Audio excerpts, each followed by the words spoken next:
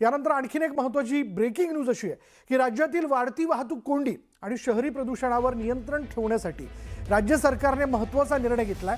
राज्यभर नवीन ऑटो रिक्षांना परवाने देण्यास स्थगिती देण्यात आलेली असल्याची घोषणा परिवहन मंत्री प्रताप सरनाईक यांनी केली। मंत्रिमंडळासोबत चर्चा करून एसओपी तयार केल्यानंतरच पुढे नवीन परवाने देण्याबाबत निर्णय घेतला जाईल असं त्यांनी स्पष्ट केलं। काही प्रकरणांमध्ये बांगलादेशी नागरिकांनाही अवैध पद्धतीने परवाने मिळाल्याच्या तक्रारी सरकारकडे प्राप्त झालेल्या आहेत। या सर्व बाबींचा विचार करून परवाना प्रणाली अधिक पारदर्शक आणि नियंत्रित करण्यासाठी हा निर्णय घेण्यात आला आहे। पूरक रिक्षा रस्त्यावर नसल्याकारणानं फार मोठ्या पर्यावरणाचा ऱ्हास पण होतोय।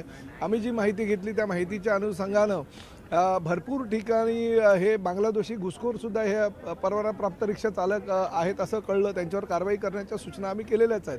परंतु 14 लाख परमिट जर खुले गेले आणि सातत्यानं रोजच्या रोज जर त्यांना परवाने दिले गेले तर निश्चितपणे फार मोठ्या प्रमाणात वाहतुकीची समस्या या राज्यामध्ये निर्माण होईल। आणि म्हणून आम्ही आजपासून म्हणजे 9 मार्च 2026 पासून सगळे परवान्यांना स्थगिती देण्याची भूमिका RTOच्या अधिकाऱ्यांना मी दिलेली आहे।